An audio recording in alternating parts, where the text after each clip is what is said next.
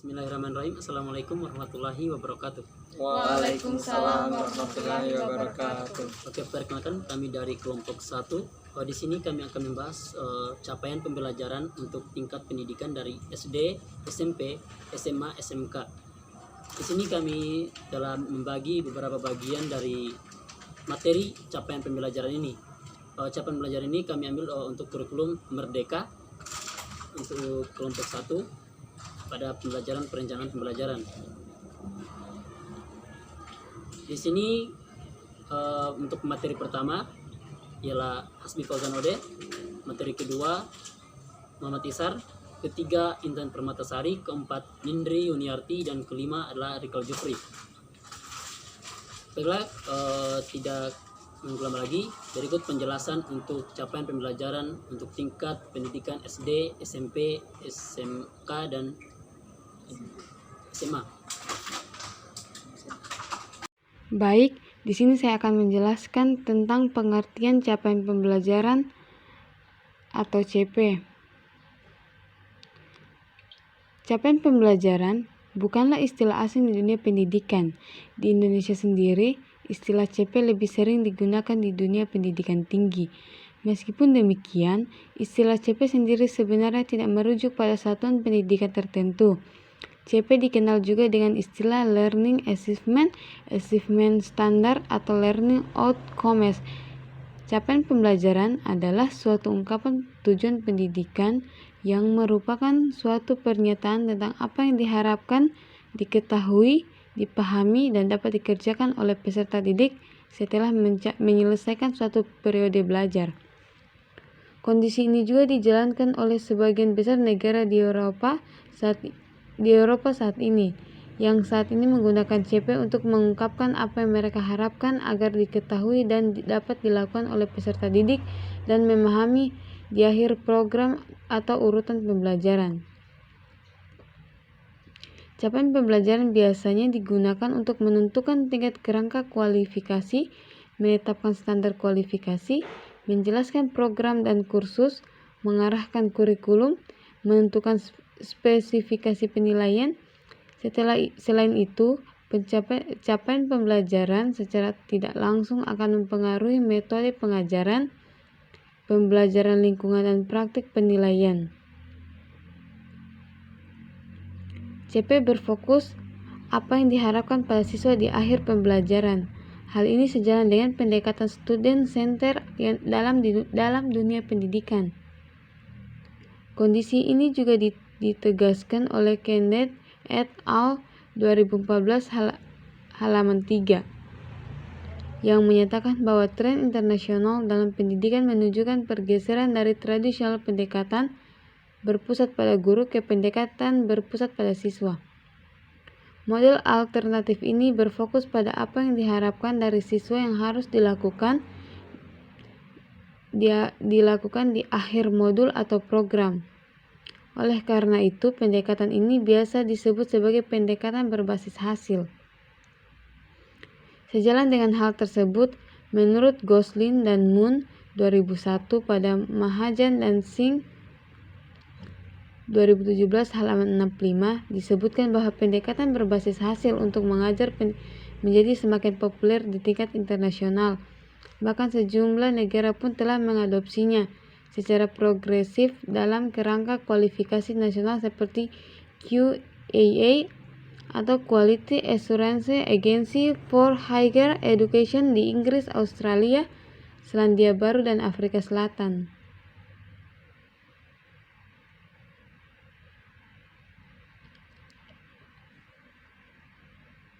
Baik, mungkin itu saja penjelasan dari saya. Selanjutnya, saya kembalikan ke moderator. Assalamualaikum warahmatullahi wabarakatuh.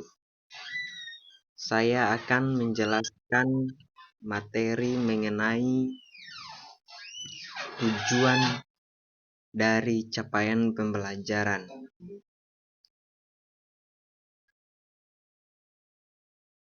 Secara umum,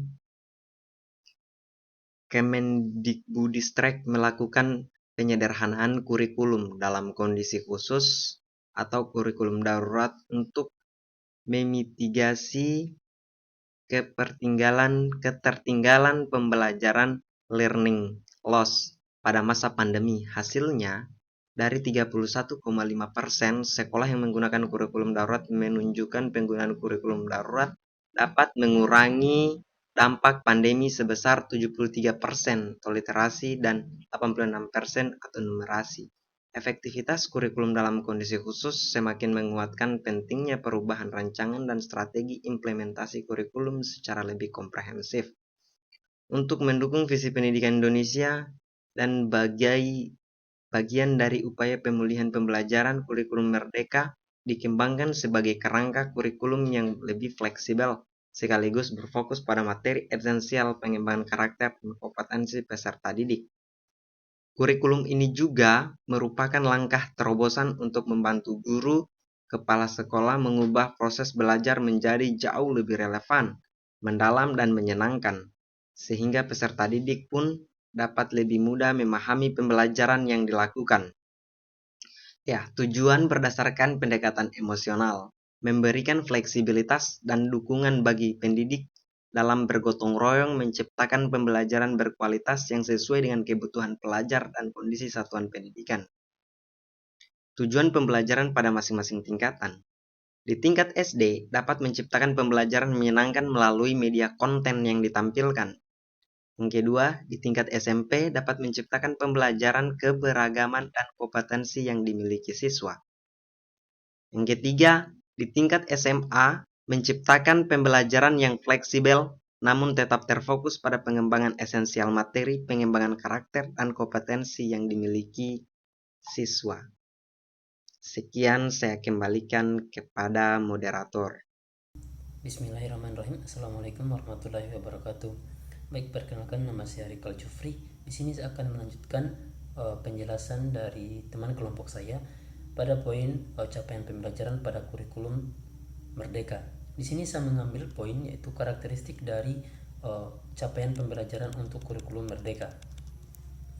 Memahami capaian pembelajaran kurikulum Merdeka akan mendorong kita untuk memahami karakteristik capaian pembelajaran kurikulum Merdeka. Seperti yang dijelaskan sebelumnya, capaian pembelajaran merupakan kompetensi pembelajaran yang harus dicapai untuk peserta didik pada fase dimulai dari fase fondasi pada PAUD.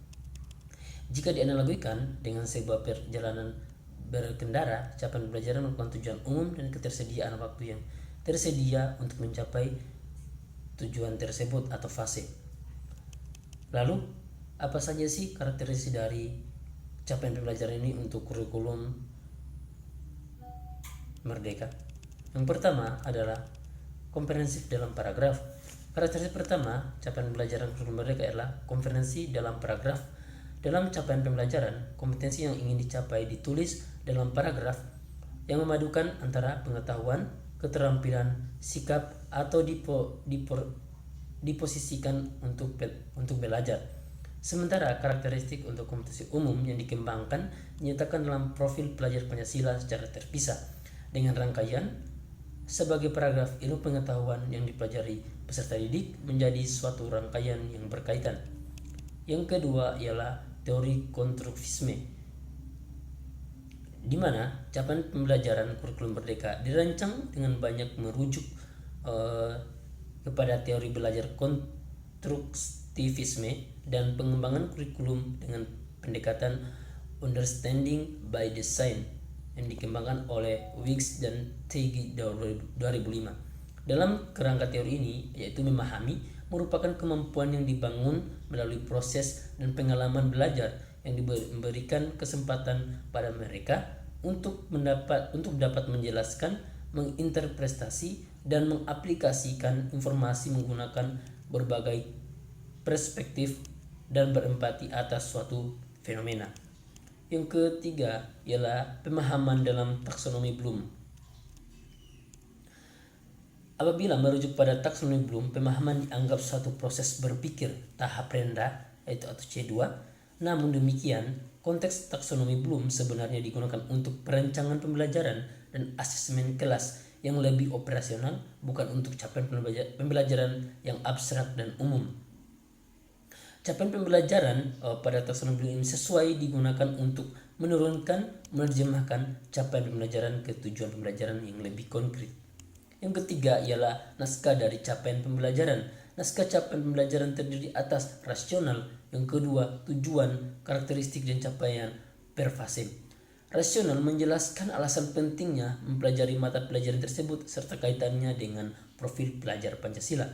Yang kedua, tujuan menjelaskan kemampuan atau kompetensi yang dituju setelah peserta didik mempelajari mata pelajaran tersebut secara keseluruhan. Terus karakteristik menjelaskan apa yang dipelajari dalam mata pelajaran tersebut, elemen-elemen atau domain atau standards yang membentuk mata pelajaran dan berkembang pada fase ke fase.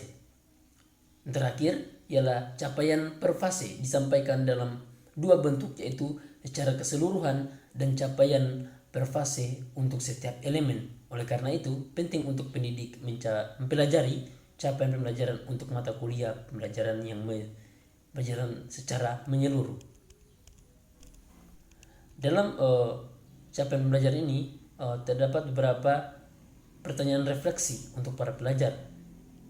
Memahami capaian pembelajaran adalah langkah pertama yang penting.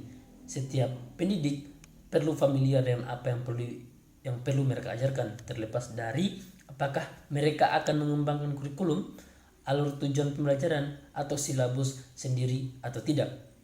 Seperti contoh dalam pertanyaan refleksi, beberapa contohnya ialah kompetensi apa yang perlu dimiliki peserta didik untuk sampai di capaian pembelajaran akhir fase. Yang kedua, kata-kata kunci yang penting dalam suatu capaian pembelajaran. Yang ketiga ialah hal-hal yang sulit dipahami dalam proses pembelajaran. Yang keempat, apakah capaian ditargetkan sesuai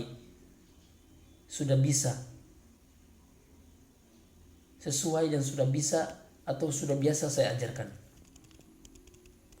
Baik, cukup sekian penjelasan dari saya mengenai karakteristik dari capaian pembelajaran untuk kurikulum Merdeka. Terima kasih. Wassalamualaikum warahmatullahi wabarakatuh. Baik, selanjutnya saya akan menjelaskan tentang capaian pembelajaran tingkat SD, SMP, dan SMA. Yang pertama itu tingkat SD. Tingkat SD terbagi menjadi beberapa fase. 1. Fase A. Untuk fase A umumnya kelas 1 dan 2. Di mana cakupannya peserta didik memiliki kemampuan berbahasa untuk berkomunikasi dan bernalar sesuai dengan tujuan kepada teman-teman sebaya dan orang dewasa di sekitar tentang diri dan lingkungannya. Peserta didik menunjukkan minat serta mampu memahami dan menyampaikan pesan, mengekspresikan perasaan dan gagasan, berpartisipasi dalam percakapan dan diskusi sederhana, dalam interaksi antar pribadi, serta di depan banyak pendengar secara santun.